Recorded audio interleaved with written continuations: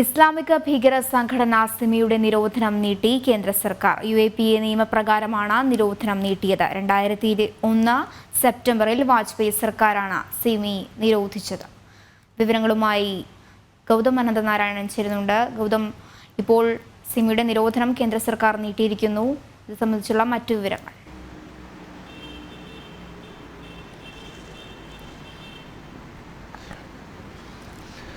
മഞ്ജുഷ, 2001 അടൽ ബിഹാരി വാജ്പേയി സർക്കാരാണ് ഇസ്ലാമിക ഭീകര സംഘടനയായ സിമിയുടെ നിരോധനം നടപ്പാക്കിയത്. 1977 ഉത്തർപ്രദേശിലെ അലിഗഡിൽ രൂപീകൃതമായ ഈ ഭീകര സംഘടന ഇന്ത്യയുടെ മോചനം ഇസ്ലാമിലൂടെ എന്ന മുദ്രാവാക്യം മുന്നോട്ട് വയ്ക്കുകയും രാജ്യത്തിൻ്റെ വിവിധ ഭാഗങ്ങളിൽ വർഗീയ കലാപങ്ങളും ഭീകരപ്രവർത്തനങ്ങളും നടത്തുകയും ചെയ്തു. ഇതിൻ്റെ അടിസ്ഥാനത്തിൽ 2001 സെപ്റ്റംബർ മാസം 11 വേൾഡ് ട്രേഡ് സെൻറ്റർ അറ്റാക്ക്, അത് നമുക്കറിയാം, ഒസാമ ബിൻ ലാദനെ പോലെയുള്ള അൽ ഖ്വയ്ദയുടെ ഭീകരവാദികൾ നടത്തിയ ആ ആക്രമണം, അതിന് പിന്നാലെ ഭാരതത്തിലെ ഇസ്ലാമിക ഭീകര സംഘടനകളിലൊന്നായ സിമിയെ അന്ന് വാജ്പേയി സർക്കാർ നിരോധിച്ചിരുന്നു. പിന്നീട് 2006 ആ നിരോധനം വീണ്ടും മുന്നോട്ട് വെച്ചു. പക്ഷേ 2008 ഡൽഹി ഹൈക്കോടതിയുടെ ട്രൈബ്യൂണൽ സിമിയുടെ നിരോധനം ഒരു ദിവസത്തേക്ക് ഒഴിവാക്കുന്നൊരു പശ്ചാത്തലമുണ്ടായി. കാരണം അന്ന് ദേശീയ തലത്തിൽ അധികാരത്തിലിരുന്ന UPA സർക്കാർ വേണ്ട വിധത്തിലുള്ള തെളിവുകൾ ഈ സിമിക്കെതിരെ നൽകുന്നതിൽ മൻമോഹൻ സിംഗ് സർക്കാർ പരാജയപ്പെട്ടു. അതേ തുടർന്നാണ്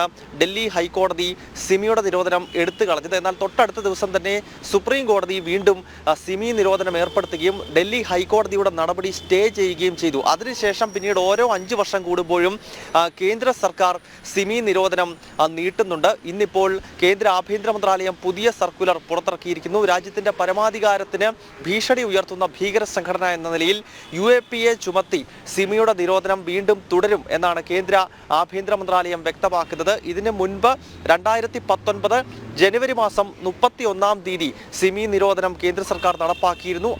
അന്ന് പുറത്തു വന്ന സർക്കുലറിലെ കാലാവധി അവസാനിക്കുന്ന പശ്ചാത്തലത്തിലാണ് ഈ ഭീകര സംഘടനയുടെ നിരോധനം ഇപ്പോൾ വീണ്ടും കേന്ദ്ര ആഭ്യന്തര മന്ത്രാലയം നീട്ടുന്നത്.